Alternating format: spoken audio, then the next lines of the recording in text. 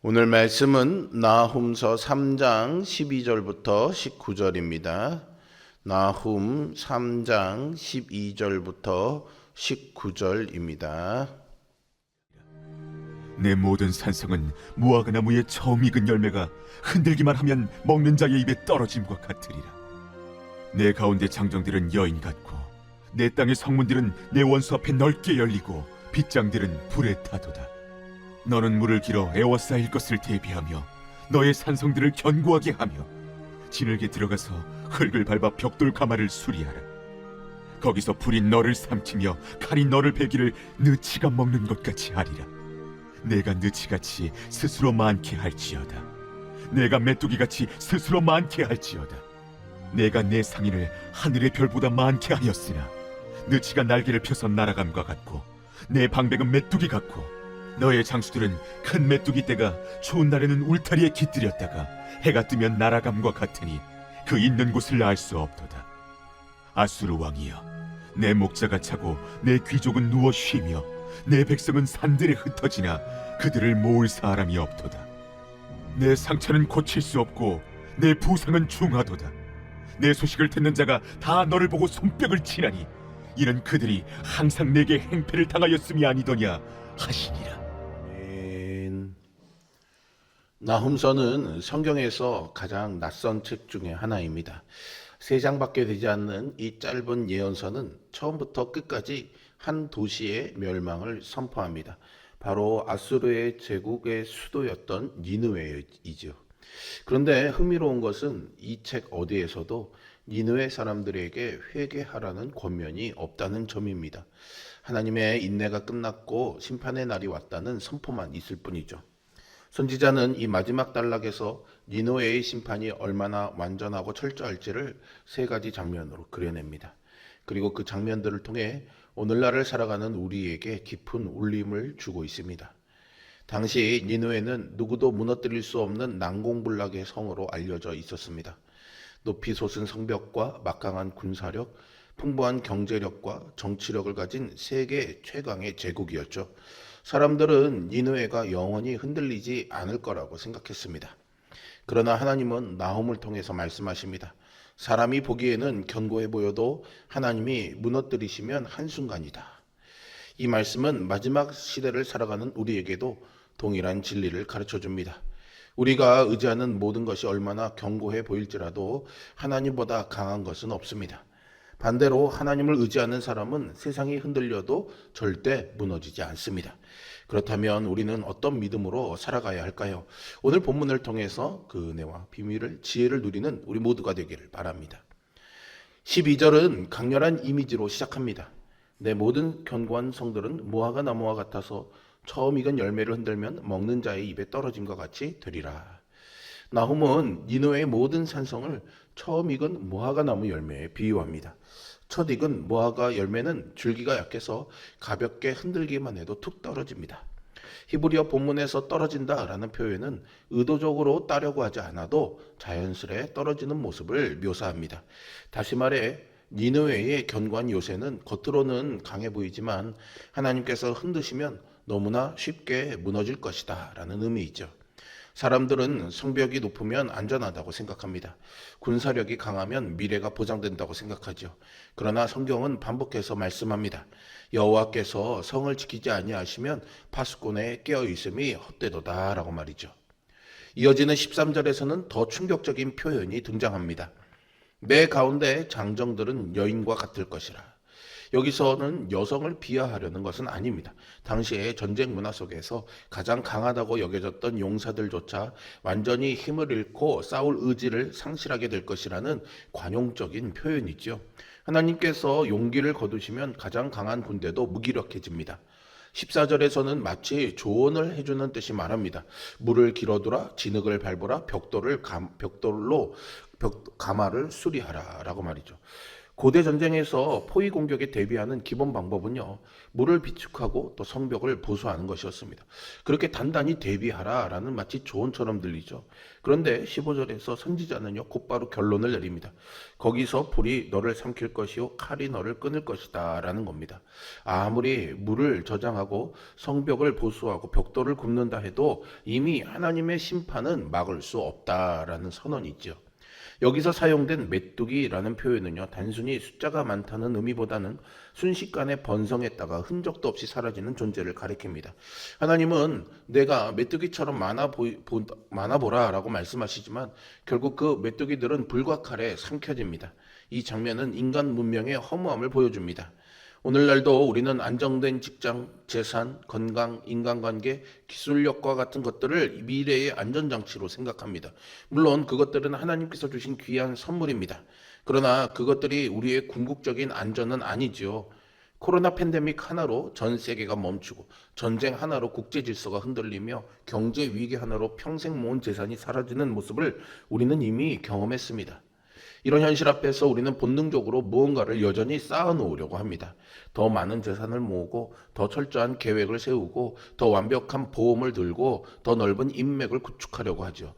이런 것들이 잘못됐다는 것은 아닙니다. 다만 지혜롭게 준비하는 것이 아주 중요하죠. 그 준비가 하나님을 대신하게 될 때 그것은 니느웨의 성벽과 다를 바가 없습니다. 나홈이 선포하는 핵심 메시지는요, 이것입니다. 미래는 하나님의 손 안에 있습니다. 역사의 마지막 장을 쓰시는 분은 하나님이시죠. 그래서 성도는 완벽한 준비 위에 서는 것이 아니라 하나님의 신실하심 위에 서야 합니다.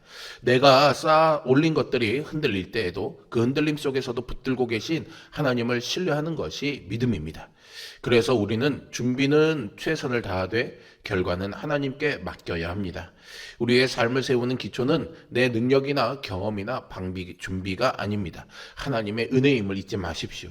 흔들리지 않는 믿음은 환경이 아니라 하나님을 붙드는 믿음입니다. 16절에서 상인들을 느치에 비유하는데요. 느치는 어린 메뚜기거나 메뚜기의 다른 종류들을 가리킵니다. 먹이가 있는 곳에서는 기가 막히게 잘 모여들어서 먹이를 먹고 먹을 것이 없어지면 순식간에 사라지는 특성을 가지는데요. 니느웨 상인들이 그랬다는 겁니다. 하늘의 별처럼 많아졌어도 그것들이 느치와 같이 날아가 버리느니라 라고 말하죠. 니느웨는요, 메소포타미아와 소아시아와 애굽 그리고 이란 고원을 연결하는 교역로의 중심에 위치한 거대한 무역 허브였습니다.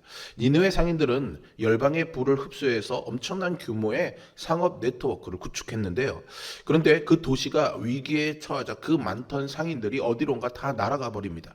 공동체를 지키는데 아무 역할도 하지 않은 것이죠. 17절에서는 고관들과 장수들도 메뚜기에 비유됩니다.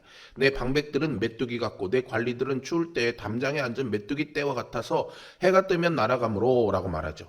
메뚜기는 기온이 낮은 이른 아침에 담장이나 나무에 가득 앉아 있다가 해가 뜨고 기온이 오르면 일시에 날아가 버립니다. 니느웨 지도자들이 그랬다는 것이죠. 나라가 위기에 처하자 지도자들은 백성을 버리고 도망갑니다. 평소에 권력을 누리던 사람들이 가장 먼저 공동체를 떠나는 것이죠. 이것이 죄의 본질입니다. 죄는 언제나 나를 중심에 놓습니다. 공동체보다 내 이익을, 책임보다 권리를, 섬김보다 성공을 먼저 생각하게 만들죠. 그러나 하나님의 나라는요, 정반대입니다. 예수님은 인자가 온 것은 섬김을 받으려 함이 아니라 도리어 섬기려 한다라고 말씀하셨죠. 교회도 마찬가지입니다. 교회는 소비하는 것이 아니라 함께 세워가는 공동체입니다. 어려울 때 헌신하는 사람이 진정한 성도입니다. 모든 일이 잘 될 때는요, 누구도 다 함께 할 수 있습니다. 하지만 어려운 시간에 함께 남아있는 것, 섬김의 자리에서 빠지지 않는 것, 작은 역할이라도 충실히 감당하는 것, 이런 것들이 쌓일 때 공동체는 진정한 믿음의 공동체가 됩니다. 자기 이익이 충족될 때만 참여하는 공동체는 위기 앞에 메뚜기 떼처럼 흩어질 수밖에 없습니다. 오늘 우리는 자신에게 질문해 봐야 하겠습니다. 나는 교회를 위해서 무엇을 받고 있는 사람입니까? 아니면 교회를 위해서 무엇을 드리는 사람입니까? 하나님께서는 공동체를 세우는 사람을 사용하십니다. 바울은 빌립보서 2장에서 이렇게 권면합니다. 각기 자기 일을 돌볼 뿐더러 또한 각각 다른 사람들의 일을 돌보아 나의 기쁨을 충만하게 하라. 이것은 부담스러운 요구가 아닙니다. 복음 안에서 하나가 된 사람들이 서로를 향해 자연스럽게 흘러가는 사랑의 방향이죠. 예수님께서 십자가에서 보여주신 사랑은 바로 그런 공동체적인 사랑이었습니다. 서로를 품고 기다리고 격려하며 손해를 감수하면서까지 그렇게 사랑하는 사람이 하나님 나라를 세워간다는 것이죠. 본문의 마지막은요, 아주 인상적인 장면으로 끝나게 됩니다. 18절에 보시면 내 목자가 자고 내 귀족은 누워 쉬느니라 라고 말하죠. 여기서 목자들은 단순한 양치기가 아닙니다. 히브리어에서 목자는 종종 지도자와 통치자들을 상징합니다. 니느웨의 지도자들이 자기 임무를 포기하고 졸고 있다는 것이죠. 그들은 백성을 돌보아야 했지만 자기 권력만 지키다가 결국 아무 역할도 하지 못하게 됩니다. 그 결과 내 백성들은 산에 흩어지나 그들을 모을 사람이 없도다라고 합니다. 수백만에 달했을 아수르 백성들이 목자 없이 흩어지는 양떼처럼 돼버린 것이죠. 19절은 나훔서의 마지막 절이자 이 예언 전체의 결론입니다. 내 상처는 고칠 수 없고 내 부상은 중하도다. 내 소식을 듣는 자가 다 너를 보고 손뼉을 치나니. 왕의 상처는요, 고칠 수 없는 치명적인 상처입니다. 인간의 힘으로 회복할 수 없는 최종적인 심판을 말합니다. 그리고 마지막 문장은 전체를 마무리하죠. 내 소식을 듣는 자가 다 너를 보고 손뼉을 친다고 합니다. 왜 열방들이 박수를 칩니까? 단순히 니느웨가 망했기 때문이 아니죠. 수백 년 동안 니느웨의 폭력과 잔인함 때문에 고통받던 나라들이 마침내 해방되었기 때문입니다. 하나님의 심판은 단순한 파괴가 아닙니다.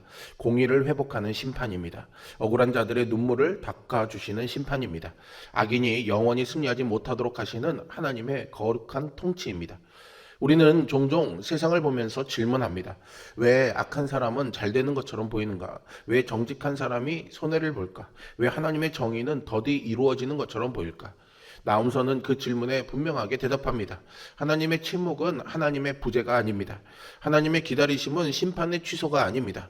하나님께서는 가장 정확한 때에 가장 완벽한 완전한 공의를 이루십니다. 그러므로 성도는 악을 부러워하지 않습니다. 불의를 따라가지도 않습니다. 눈앞의 결과 때문에 낙심하지도 않습니다. 우리는 마지막 심판을 바라보며 오늘도 의를 행하고 진리를 붙들며 하나님 나라를 소망하는 사람이 되어야 하겠습니다. 나홈서는 니느웨의 멸망으로 끝나지만 사실 그 중심에는 하나님의 승리가 있습니다. 세상의 강한 제국도 하나님의 말씀 앞에서는 무화과처럼 떨어지고 메뚜기처럼 흩어집니다. 역사의 주인은 인간이 아니라 하나님이십니다. 오늘도 우리는 우리 자신의 능력을 의지하고 싶은 유혹을 받습니다. 공동체보다 자기의 유익을 앞세우고 싶은 마음도 있죠. 또한 세상의 불의를 보며 하나님의 공의를 의심하기도 합니다. 그러나 나홈은 우리에게 마지막까지 확신을 심어줍니다. 하나님의 심판은 반드시 이루어집니다. 하나님의 공의는 결코 실패하지 않습니다. 하나님의 나라는 반드시 완성됩니다. 그러므로 우리는 흔들리는 세상을 바라보지 말고 역사를 다스리시는 하나님을 바라보아야 하겠습니다. 내 힘이 아니라 하나님의 은혜를 의지하고 자신의 유익보다 공동체를 세우며 장차 완성될 하나님의 공의로운 나라를 소망하는 믿음으로 살아가는 우리 모두가 되기를 바랍니다. 그리고 그날 주님 앞에 설 때 잘하였다, 착하고 충성된 종아, 칭찬 듣는 우리 모두가 되기를 주님의 이름으로 축복합니다. 우리 같이 한번 제가 기도하겠습니다. 사랑과 은혜가 풍성하신 아버지 하나님, 오늘 주신 말씀을 통해 하나님께서 이루신 공의의 완전성과 마침내 하나님이 이루실 그 하나님의 나라를 소망하는 믿음을 갖게 하여 주시옵소서. 니느웨의 멸망은 우리의 인생의 기반이 흔들리는 것 같은, 우리의 삶이 무너질 수도 있다는 두려움을 주기도 하지만 그 가운데서 하나님을 믿는 자들은 절대 흔들리거나 넘어지지 않는다는 소망이 심어지기를 원합니다. 여전히 우리 눈에 악해 보이는 세상, 불안한 우리의 인생 가운데 두려움 없이 오늘 하나님이 주시는 이 약속을 믿고 살아가는 믿음의 삶이 되게 하여 주시옵소서. 예수 그리스도의 이름으로 기도합니다. 아멘.